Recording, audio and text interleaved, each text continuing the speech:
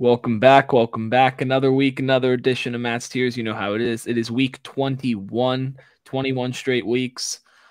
Hey, this is a show on YouTube. As you know, we rank teams in the NBA based on obscure categories and their record and how good we think they will be going forward. So let's just get right into it. If you haven't been here before, these teams were buried around the All-Star break. We have the Wizards, the Blazers, the Pistons, the Spurs, the Hornets, the Grizzlies, and the Raptors. They will never return to the tiers no matter what they do.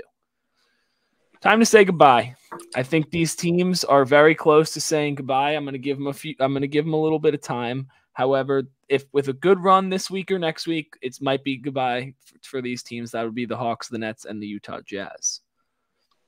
2 weeks notice.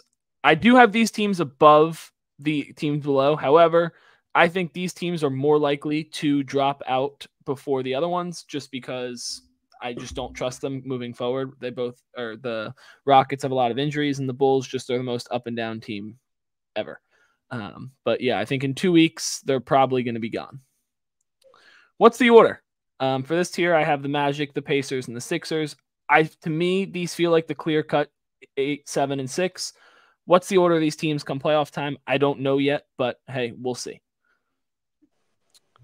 Escape room.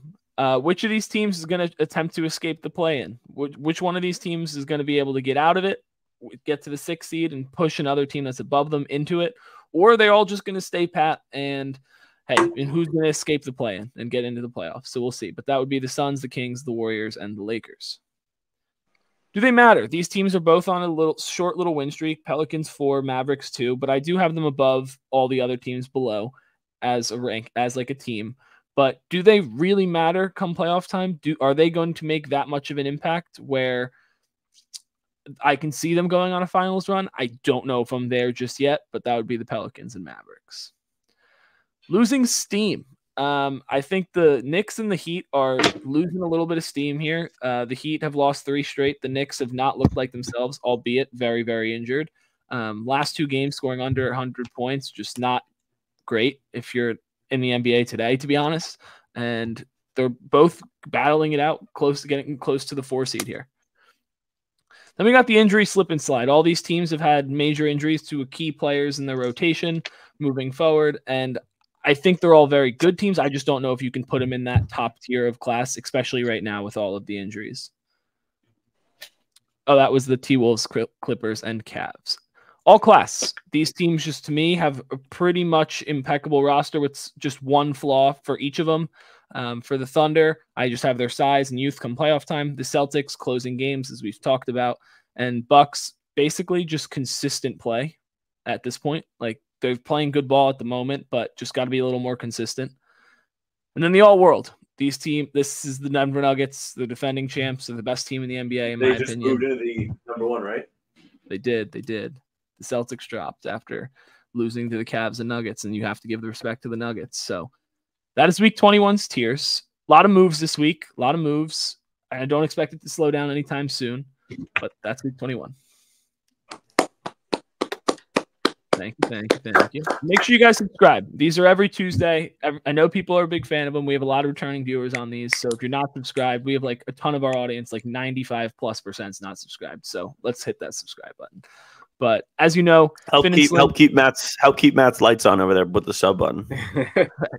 But as you know, Finn and Slim make one move for a team to move up or down every single week. You guys can leave your moves in the comments as well, and they will be taken into consideration the following week. But we'll start with Slim because I think we started with Finn the last 2 weeks. I started the last 2 weeks, bud. Go back.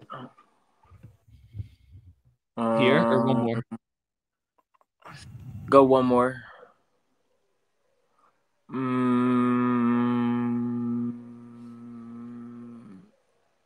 All right, go forward.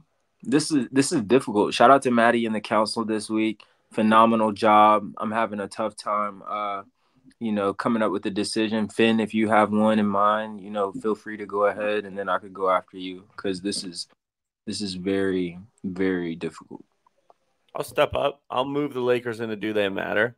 Not that they've been on a huge win streak or a huge tear. It may just because be because I've been watching more Lakers games.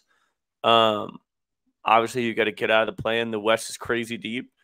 The 10 seed in the West record is substantially better than the 10 seed in the East. I was taking a look at that today too. But like it just seems like if there's games that they need to win, like playing games, they'll win them.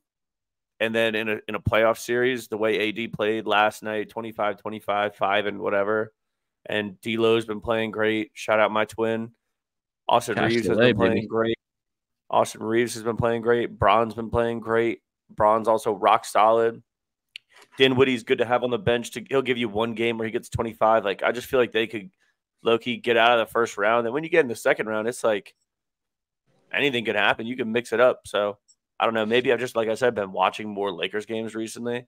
I think they're 7-3 in their last 10. But they've been playing good ball. No, Lakers were definitely a possible team on the rise. I just couldn't move them up yet until they start moving up in the standings. I know this isn't a standing show. However, it's so tight. Yeah, it's so tight, but they're close. They're a game out. So if they can win a couple in a row and a team can lose, like the Suns are playing the Cavs right now, it's a really close game. So if the Suns lose, the Lakers could possibly maybe even jump them. Like it's that close. So 100. I just feel like, and we talked about this weekend, like if there's a game that they have to win, I'll take them over a lot of these teams that are in the play-in floating area. Just the way that they're built, not exactly like obviously the Warriors are some type of way, the Suns are some type of way, but just the way that the Lakers are built to win one game, I feel like, they could get in there and then anything could happen, dude. Make a little ruckus. That's a fact. I'll be piggybacking off of Finn just in the escape room category. I think I'll move the Phoenix Suns up. I've watched a couple of their games recently, and even though Book was out, I know Book was back tonight against the Cavs, Maddie. But I think that, having those three, Bradley Beal, Kevin Durant, Devin Booker healthy, I think that all three of those guys are prolific scorers to the extent of once they find flow amongst those three, I think Nurkic can hold those guys down, can rebound really well in order for them to be in the positions that they need to be in to execute. And that's literally anywhere on the floor. And I think that that's going to be very difficult to stop if you can keep all of those guys healthy. And if you can, I think you don't want to see them in a series. You don't want to see them in the first round. You don't want to see them in the second round because they could, make it to at least the Western Conference Finals in my eyes. So I'll be moving the Suns up. Yeah, no, but AD clears them. You said what? AD clears them. Maybe. I think he would dominate inside. The Lakers and Suns have had a lot of good games this year. I hope that that's somehow a playoff series. I don't imagine it can be, however, unless it's like the conference finals and they both go ham, or a playing game. But both moves are great. Like I don't disagree, but teams above them, the Pelicans and Mavs, are just playing better ball at the moment. While I'm looking at it, KD is 37, 8 and 6. D-Book is 25, 6 and 7, and Bradley Beal is 24, 5 and 4. So if they get that in the playoffs, all credit to you. But you know what I'm saying? But yeah, both great moves. Can't complain with those. Western Conference is super tight, so these are going to be fluctuating like crazy every single week because every team just seems to be going 6-4 from 10-1. So. Or maybe a little bit better for the top guys. But yeah, that's week 21. We'll be back next week. Again, leave your moves in the comments. Let us know who you want to see on the rise. Like, comment, subscribe, and peace.